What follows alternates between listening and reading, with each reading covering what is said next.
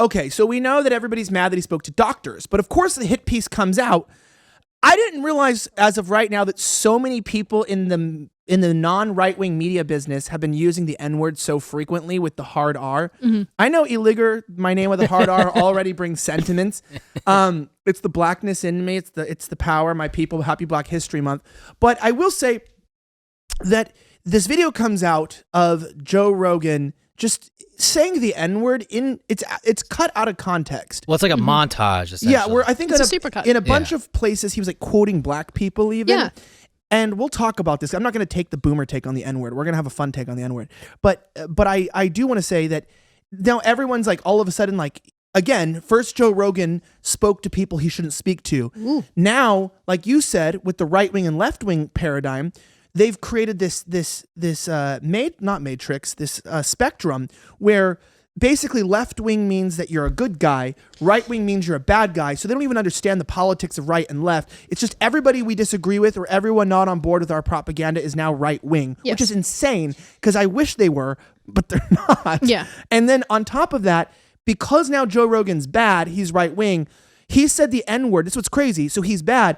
We're finding out all these left-wing comedians and everyone have used the N-word so many times in their stuff. Or blackface. But it doesn't matter because they're good. So when they say the N-word, it's not bad. Meaning there's no such thing as objective morality. It's just if you're not on our side, we'll destroy you. So I know I've said this before on a number of occasions, and I'm assuming this is where you want to take this conversation.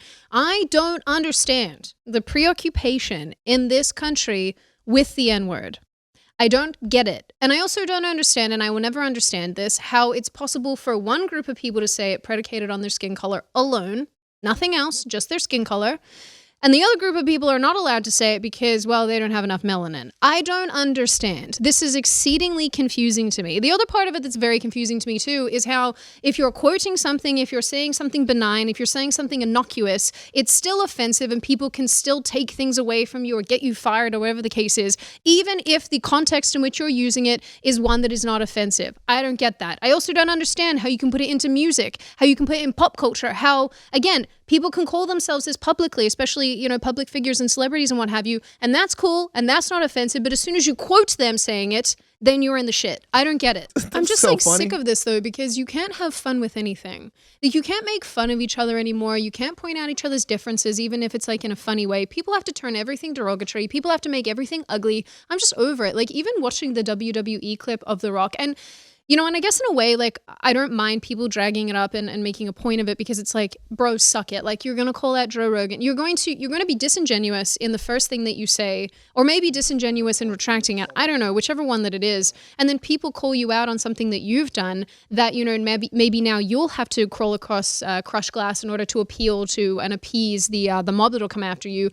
I'm just like, I'm just sick of this. Like, why are we at a point where everyone's offended all the time by everything? That's why I'm so glad, honestly, that we have such a diverse following of people who are just like, yeah, what collects us together is hatred of the government, I would say. Yeah. Not this emphasis on how we all look different and, you know, some of us have eyeballs that are wide open and some of us don't. Like, some people have eyelids, other people don't. Some people have more melanin than other people. But to your point of them being better tans. Them being no fun is I went through the list of episodes they got rid of and I was like, all right, maybe they'll go back a year or two. Because remember, Joe Rogan was not a political person until like a year ago. Yeah. They went all the way back like episode like 50 when it was like him on a couch. Like they went so much farther back than was necessary. It's like, what the hell's going on? BC. It was like, wasn't it season 1? Well, and then there was somewhere it's like Kyle Kalinski's getting deleted. It's like, the fuck did Kyle Kalinski say? Like he's a liberal, like political pundit. Like the problem it was just a weird mishmash. Bert Kreischer episodes, like it was a very odd selection. The problem is that once you bend a knee, they will never let you go.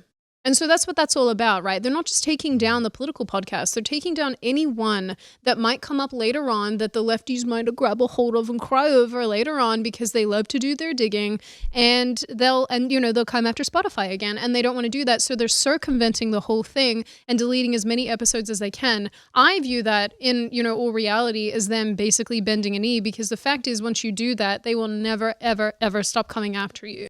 If you enjoyed this video, hit like and subscribe to our channel so you'll be sure to see similar videos from Blaze TV with the added bonus of signaling YouTube that your voice and opinion still matters. And if you're looking for more great conservative content, check out one of the 2 videos suggested here.